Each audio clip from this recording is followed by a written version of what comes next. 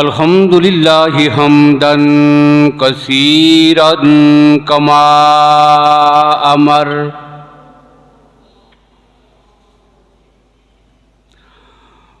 व नशहदु अल्ला इलाहा इल्लल्लाहु वहदहु ला शरीका लह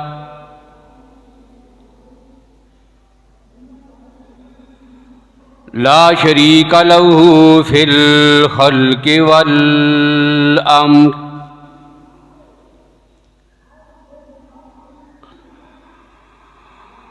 इरगामन लिमन जहद बिही व कफर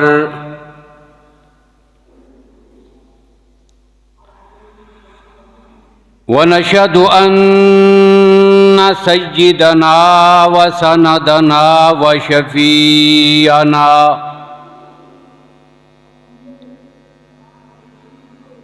शफीअना मुहम्मदन अब्दुहु व रसूलुहु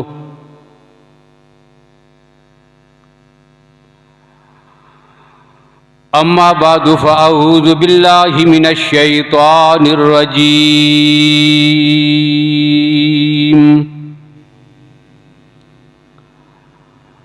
बिस्मिल्लाहिर रहमानिर रहीम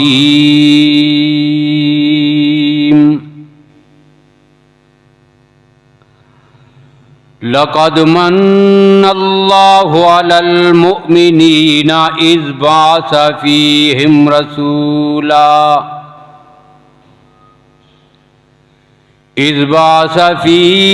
रसूलन मिन अनफुसिहिम यत्लू अलैहिम आयातिही व युज़क्कीहिम व युअल्लिमुहुमुल किताब वल हिक्मा व इन कानू मिन क़ब्लु लफ़ी ज़लालिम मुबीन।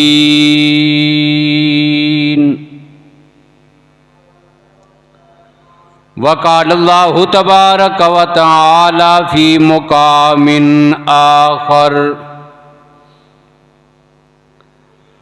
वमा अर्सलनाका इल्ला रहमतल लिल आलमीन।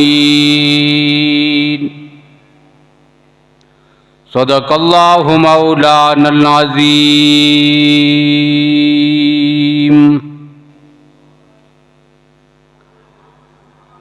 अल्लाहुम्मा सल्लि अला मुहम्मदिन व अला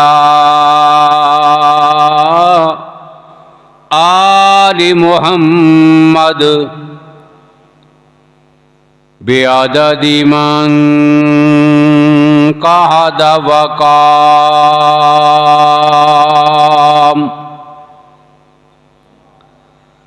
व सल्लि अला मुहम्मदिन व अला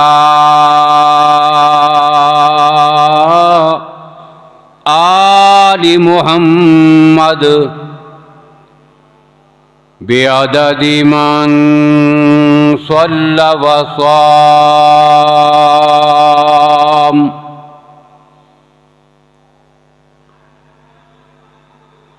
काबिल सद एहतराम बुजुर्गों, भाइयों, अजीज़ दोस्तों,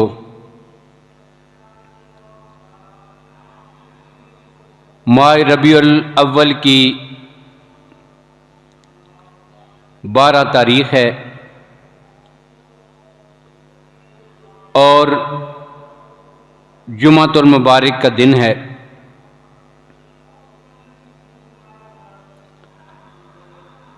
इस महीने की मुनासबत से आज की गुफ्तगू में आकाए कायनात इमामुल अंबिया वर रसूल ख़ातमुन नबिय्यीन ख़ातमुल मासूमीन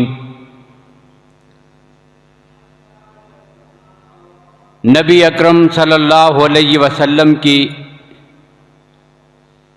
ज़ात के हवाले से कुछ बातें अर्ज करनी हैं।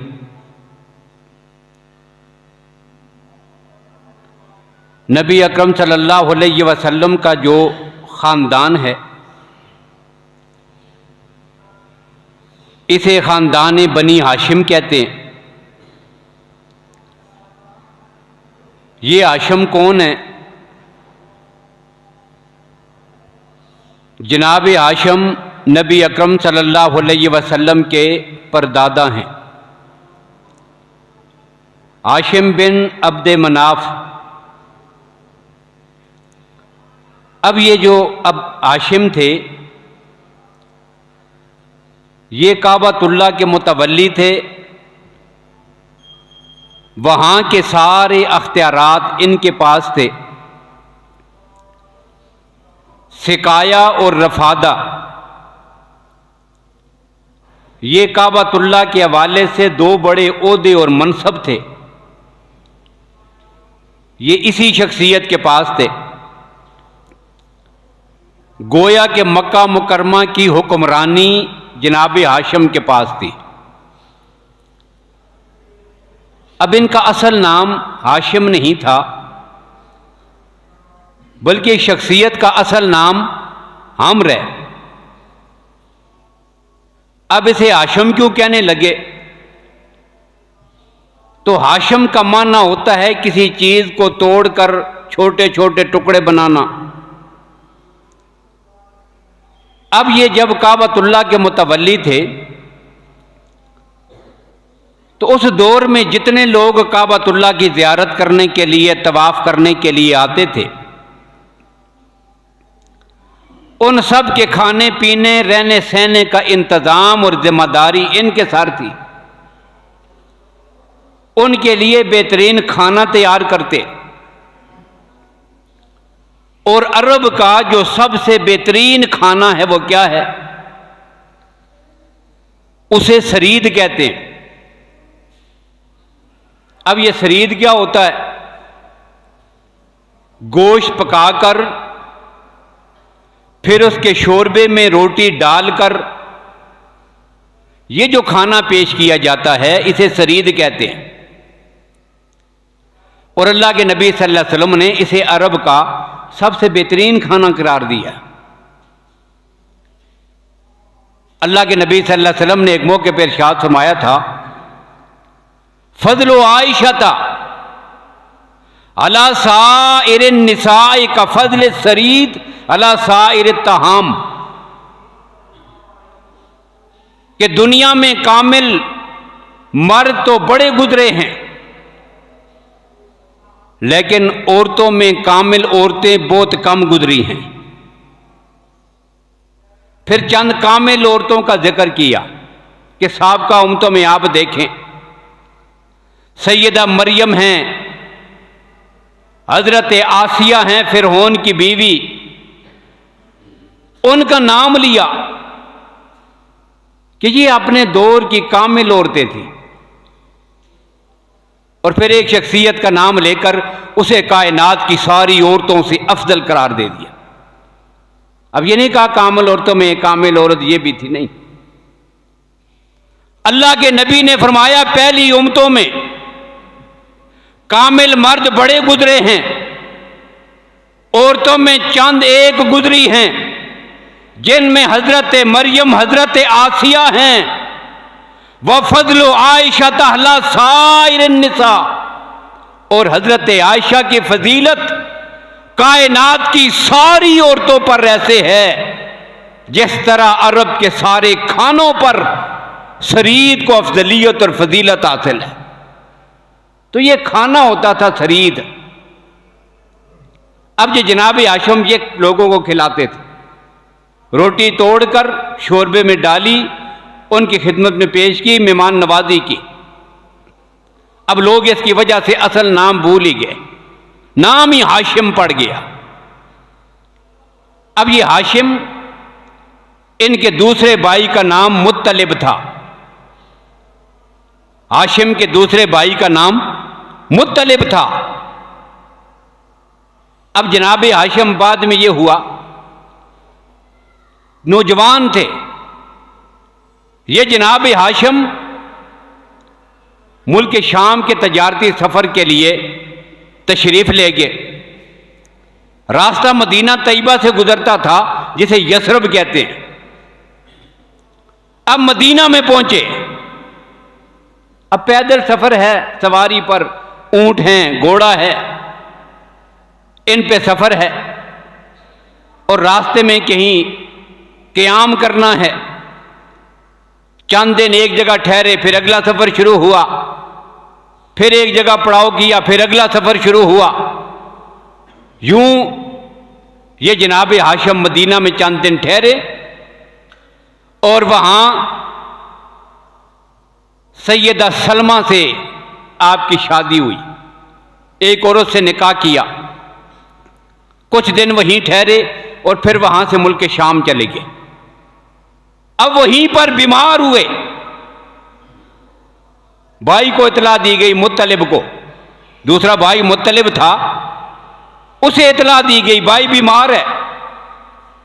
अब उसे देखने के लिए, इलाज के लिए, तीमारदारी के लिए वहां पर पहुंचे। लेकिन उनका भाई हाशम जो बड़ा भाई था, वो जहां बर ना हो सका और उसकी उसी जगह फ़लस्तीन में वफात हो गई। फ़लस्तीन के शहर गजा में वहीं पे दफन कर दिया गया। मुत्तलिब वापस आ गए।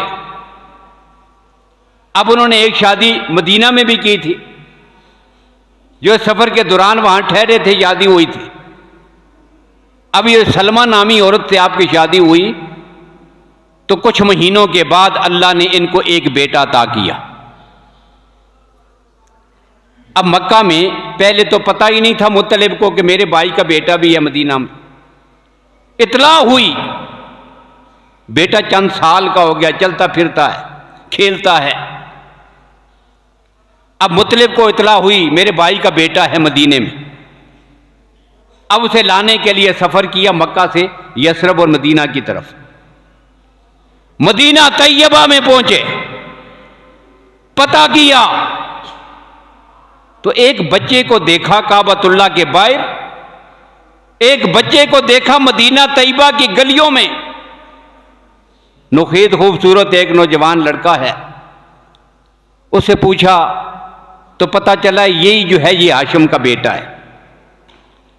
उसे कहा कि मैं तेरा चचा हूं, तुझे लेने के लिए आया हूं। फिर उसकी मां से मुलाकात हुई तो उसकी मां ने कहा कि मैं इसको आपके साथ भेजने को तैयार नहीं हूं। लेकिन जब चचा ने बताया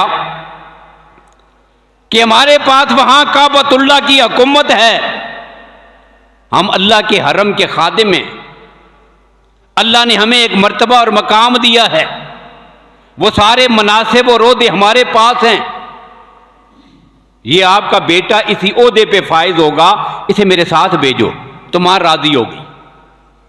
अब जनाब मुत्तलिब उस बच्चे को अपने साथ, और इस बच्चे का नाम क्या था? जब ये बच्चा पैदा हुआ तो उसके सर के बाल सफेद थे। पैदाइशी तौर पर सर के बालों में सफेदी थी, और अरबी में जिसके सर के बाल सफेद हों उसको शैबा कहते हैं। शैबा, सर के बाल सफेद हैं। अब इसका नाम भी इसकी मां ने शैबा रख दिया। अब इस शैबा बच्चे को ऊंट पर सवार करके जनाब मुत्तलिब आगे बैठे हैं और शैबा बच्चा जो है वो पीछे बैठा है। सफर करके यसरब से मक्का मुकरमा पहुंचे।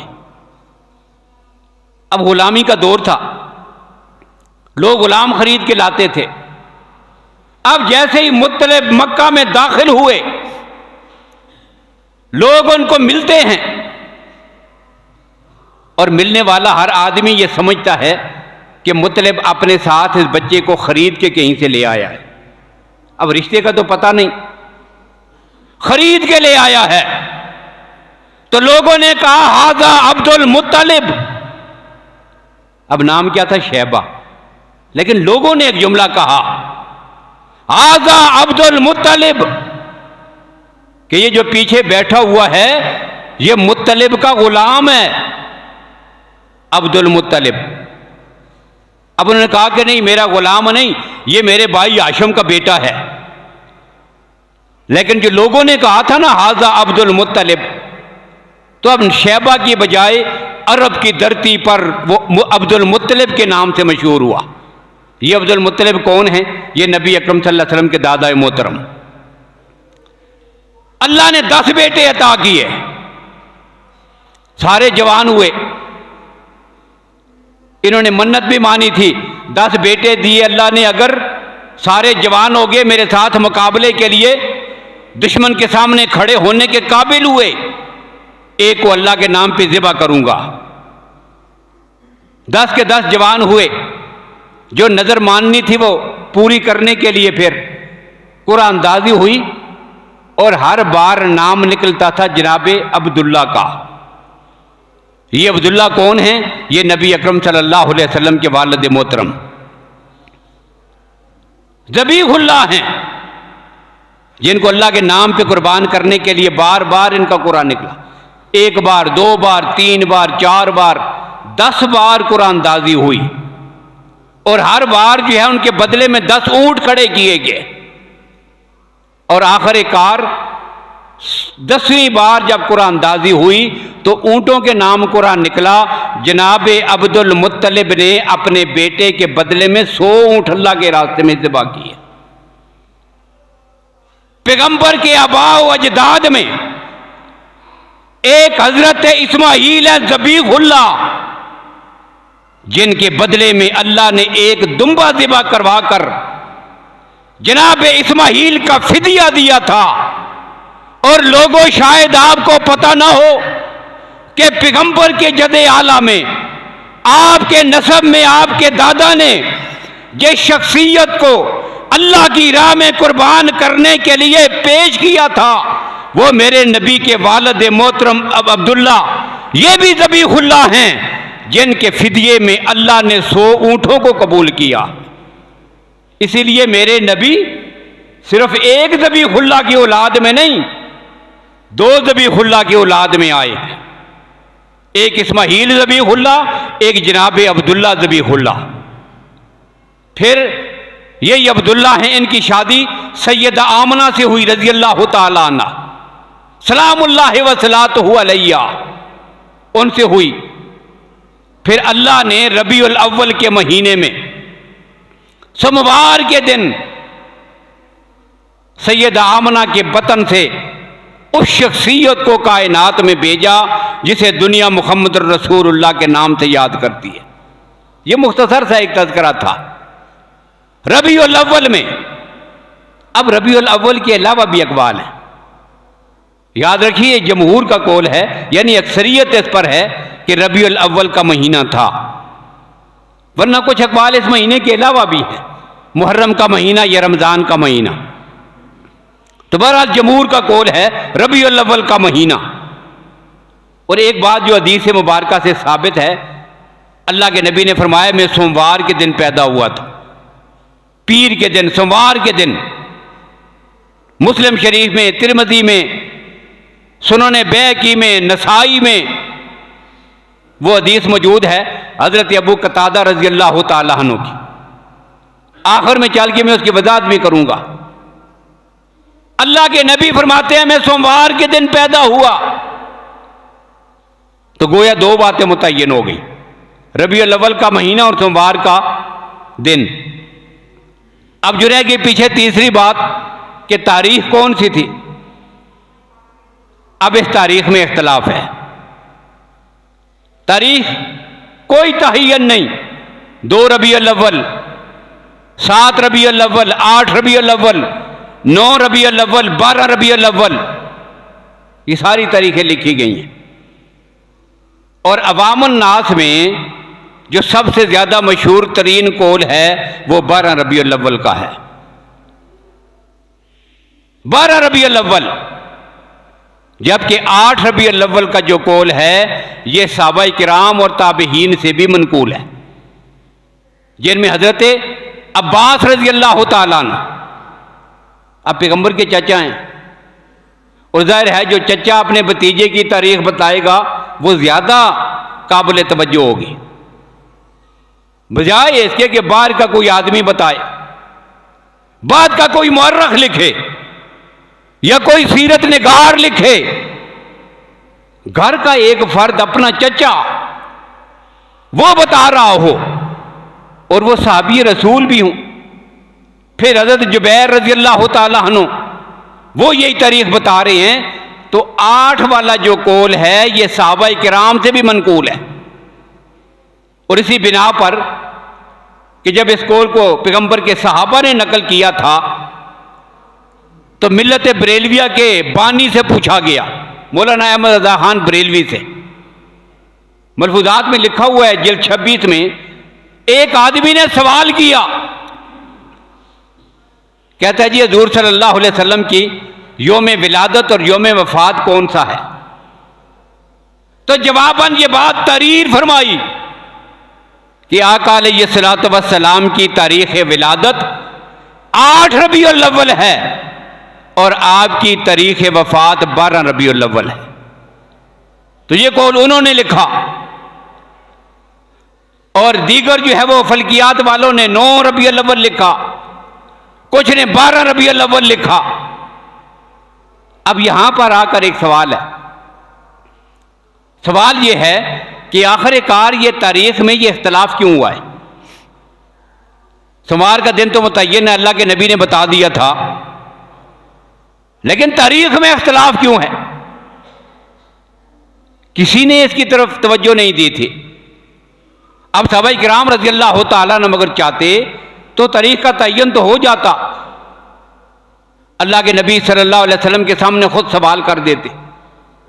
दीन के बहुत सारे मसाइल नबी अकरम सल्लल्लाहु अलैहि वसल्लम के सहाबा के सवाल करने से वादे हुए हैं।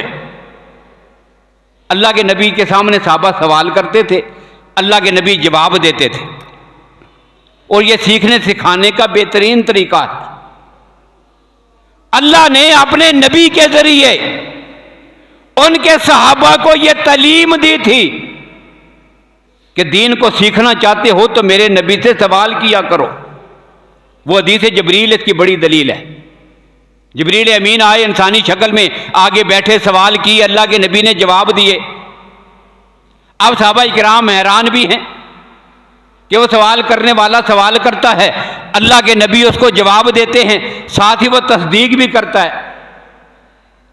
और साथ ही सहाबा ये भी कहते हैं कि हम में से कोई भी उसे जानता नहीं, अजनबी आदमी था, कोई भी उसे जानता नहीं, लगता है बड़े दूर से, कहीं दूर से आया है, लेकिन लिबास देखो, चेहरा देखो, शक्ल सूरत देखो, लगता है इसी कमरे से निकल के इधर आ गया है। कपड़ों पर, चेहरे पर मट्टी का एक जर्रा भी नहीं, अरब के रेगिस्तानों से कहीं से सफर करके आया होता, कपड़ों पे गर्दो गुबार होता, चेहरे पे थकावट के आसार होते, कोई असर नहीं, लगता है इसी कमरे से कपड़े पहन के, उजले कपड़े गुस्ल करके, साफ सुथरा बिल्कुल तरोताजा आके पैगंबर के सामने बैठ गया है। वो सवाल करता है, अल्लाह के नबी जवाब देते हैं, उठ के चला गया, पूछा या रसूलल्लाह ये कौन था?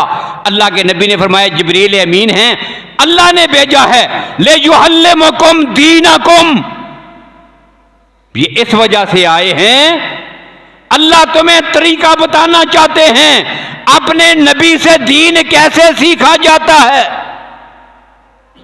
दीन सीखने का तरीका अल्लाह तुम्हें बताना चाहते हैं, यूं बैठकर पूछा करो। अब अगर 12 रबीउल अव्वल को ईद, जश्न, मिलाद मनाना दीन होता तो अल्लाह कहते हैं ले युअल्लिमुकुम दीनकुम, अल्लाह तुम्हें दीन पूछने का, दीन सीखने का तरीका बताना चाहते हैं। बताओ कभी किसी सहाबी ने अल्लाह के नबी से दीन का यह तरीका पूछा है? अल्लाह के नबी ने बताया है, या रसूलल्लाह आपकी पैदाइश कौन से दिन हुई थी? नहीं, दिन पूछने की जरूरत नहीं। मेरे आका आप दुनिया में तशरीफ लाए क्यों हैं?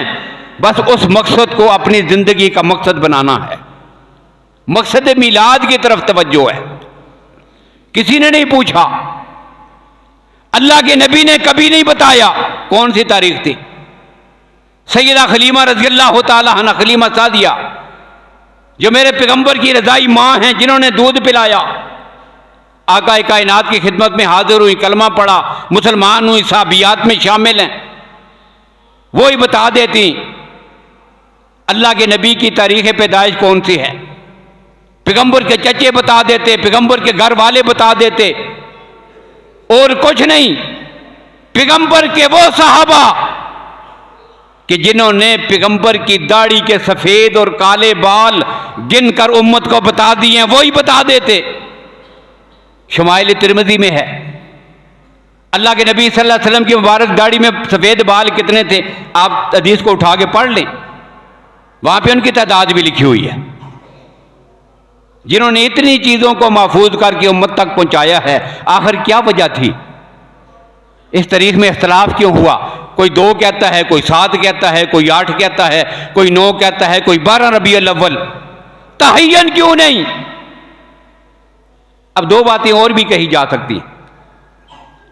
पहली बात यह कि अल्लाह के नबी ने शायद बताया भी हो, सहाबा किराम को याद ना रही हो, वो भूले, आप सारी उम्मत भूली हुई है, उनकी हाफजे कमज़ोर हों, तो ये बात ध्यान में रखिएगा कि अल्लाह ने अपने नबी के सहाबा को एक ख़ास मकसद के लिए इकट्ठा किया था।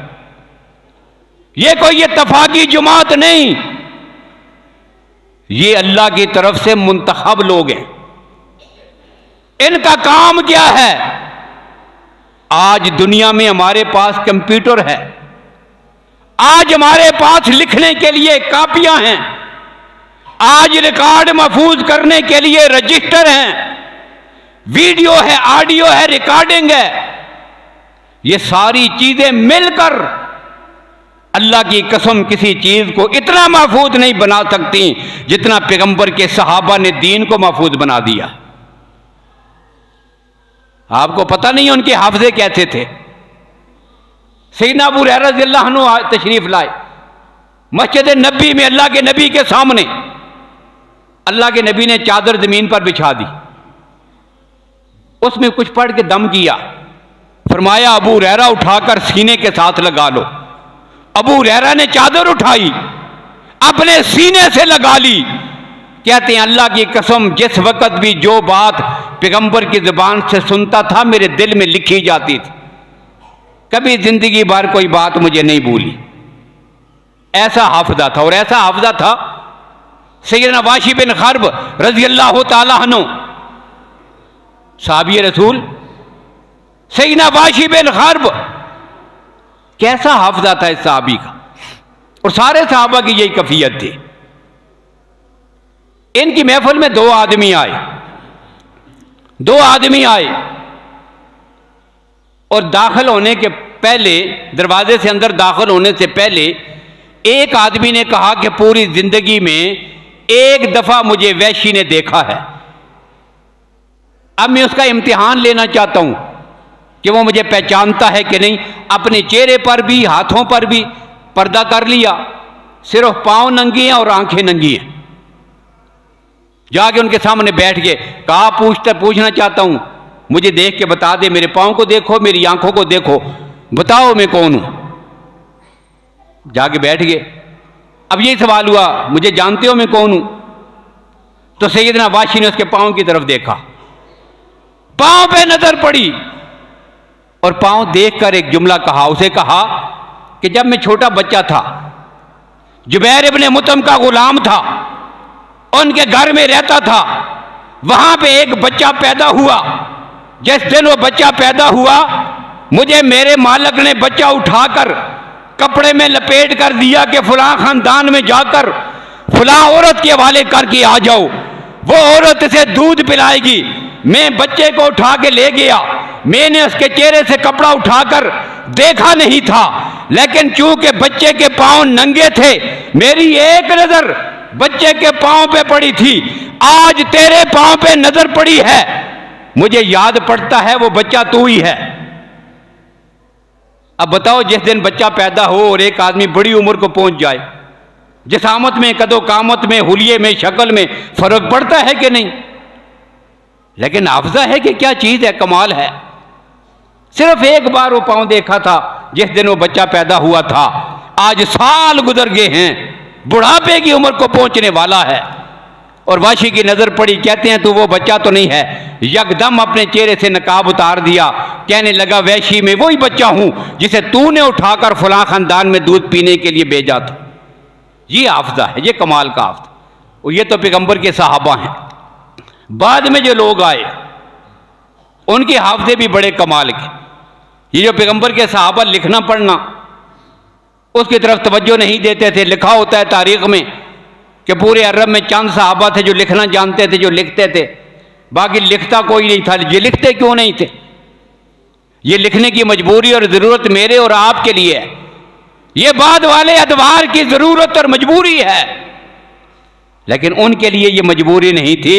जो कुछ अल्लाह के नबी की मुकद्दस ज़ुबान से सुना महफूज हो गया सीने में। तो हाफ़िज़े कमज़ोर नहीं थे। दूसरा सवाल यह, क्या मोहब्बत में कमी थी? तो ये बात तो आप सुनते रहते हैं, ये जानते हैं। अल्लाह ने इस धरती पर पैगंबर के सहाबा से बढ़कर अपने नबी के साथ मोहब्बत करने वाला भी कोई पैदा नहीं किया। इसलिए उनकी मोहब्बत के मुकाबले में कोई मोहब्बत का दावा कर सकता ही नहीं। मोहब्बत भी थी, हाफ़िज़े भी मजबूत थे, लेकिन चूंकि पैगंबर की विलादत की तारीख के साथ कोई दीन का मसला जुड़ा हुआ नहीं था, जिस मकसद के लिए अल्लाह के नबी तशरीफ लाए थे वो मकसद पूरा करना जरूरी था। ये सहाबा और पूरी उम्मत उसी काम में लगी रही और 6 सदियां गुजर गई। 6 सदियां गुजर गई। कोई मिलाद की महफिल नहीं है, कोई जुलूस नहीं है। 6 सदियों के बाद 7वीं सदी में मिलाद की मजलिस शुरू हुई। फिर रफ्ता रफ्ता ये बढ़ती गई, इसने बच्चे देने शुरू कर दिए। बिदअत का मजाज ही यही है कि वो अपने मकाम पे एक जगह ठहरती नहीं, आए रोज वो अपना रंग बदलती है, उसमें इजाफा होता है, वो बढ़ती चली जाती है इलाकों के लिहाज से। फिर उसमें और चीज़ें शामिल होती चली जाती हैं। पहले सिर्फ महफिल हुई, अल्लाह के नबी का मुबारक तज़किरा हुआ, जिक्र हुआ, ये बात बढ़ती आगे चली गई। फिर खाने पकाए गए, फिर करते करते जुलूस निकालने शुरू हो गए, फिर झंडियाँ लगनी शुरू हुई। फिर उसके बाद आगे चलते चलते इसे ईद करार दिया गया। फिर आगे चलते चलते इसके जश्न मनाए गए। फिर इसके साथ जो है वो नाच भंगड़े सब कुछ करते करते आज की जदीद शक्ल आपके सामने। ये बिदअत बाद में शुरू हुई। और मैंने इसी मिंबर पर बैठकर पिछले सालों में एक बात कही थी। मैंने कहा ये इतने बाद की इजाद और बिदअत है कि जो लोग ये बिदअत का इर्तिकाब कर रहे हैं, झंडियां लगाकर, जुलूस निकाल कर, नाच कर पैगंबर की विलादत मना रहे हैं, उनसे ये कहता हूं, इसे ईद करार दे रहे हैं। ये ईद खालिसतन इस्लामी इस्तिलाह है। 2 ईदें हैं जो इस्लाम ने मुकर्रर की हैं। अब किसी को हक नहीं उन 2 को 3 करे या 2 को 1 करे, न कमी कर सकता है। ला अजीदो हला हाजा वला अनकुस, न कमी हो सकती है दीन में, ना इजाफा। अब 3 कोई नहीं कर सकता। ईद भी कहते हैं, जश्न भी कहते हैं। तो मैंने कहा था कि मौलाना अहमद रजा खान बरेलवी जो हैं इस फिरके के बानी, उनकी किताबों में से किसी किताब में आप जो है वो जश्न ईद मिलादुन नबी का लफ्ज लिखा हुआ मुझे दिखा दे, कोई ला के दिखा दे। आज भी मेरा ये चैलेंज है, ये उसी तरह है। कई जगहों पे कहा, फिर एक जगह पे ऐसा हुआ एक आदमी खड़ा हो गया, उसने कहा मैं ला के बताऊंगा। हमारे जो इमाम साहब हैं उनके पास बड़े कुछ है, मैं ला के दिखाऊंगा। मैंने कहा ठीक है, बड़ी खुशी की बात है, मैं अपनी इस्लाह करूंगा, लाओ ला के दिखाओ। चंद दिन के बाद वो एक खत लिखा हुआ इतना लंबा मेरे पास लेके आ गए। अब खत में क्या लिखा हुआ था, और मजे की बात यह है कि लिखने वाले ने मुझे डराने के लिए, रौब डालने के लिए इंग्लिश में खत लिखा। फिर उसने जो इंग्लिश लिखी है ना, वो अगर आपको सुनाऊं तो आप हैरान रह जाएंगे। वो कोई देहाती लड़का था ना, वो गया किसी कॉलेज में, यूनिवर्सिटी में पढ़ के वापस आया, घर में आया, बातें कर रहा था, और बातों बातों में वो इंग्लिश के लफ्ज़ इस्तेमाल कर रहा है, अंग्रेजी दरमियान में। अब माँ बड़ी हैरान हुई, खुश हुई, कहती है अब तो मेरा लाल जो है ये अंग्रेजी बोलता है।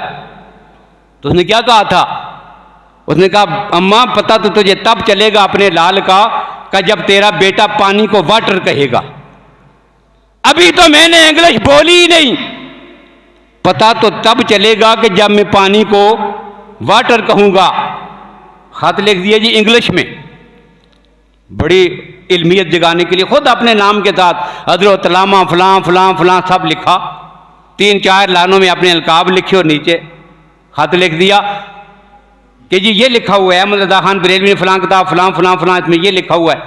क्या लिखा हुआ है कि अहादीस में फ़िक़ा में जहाँ भी बाबो मौलदिन नबी सल्लल्लाहु अलैहि वसल्लम, नबी अकरम सल्लल्लाहु अलैहि वसल्लम का योम विलादत, आपकी जाए पैदाइश, वो जितने अबाब अहादीस में आते हैं उनको नकल किया मौलाना अहमद रज़ा खान बरेलवी ने अपनी किताब में, वो सारे लिख दिए।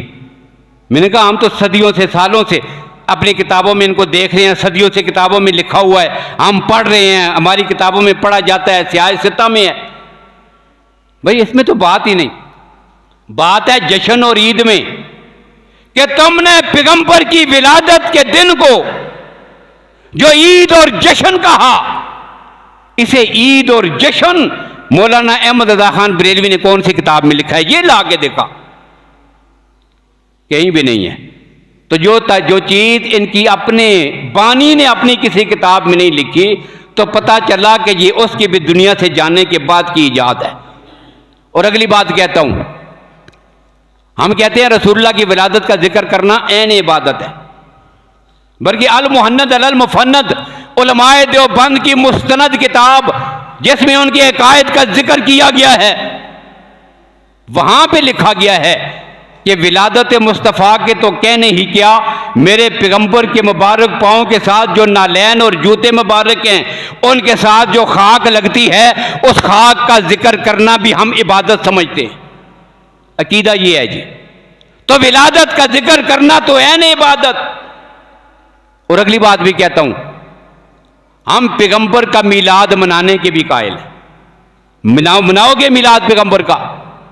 क्या ख्याल है? अगर पैगंबर की हदीस से मिलाद मनाने की बात मिल जाए, मनाओगे? अब पैगंबर का मिलाद हमने मनाना है, और कैसे मनाना है ये मैं बताऊंगा।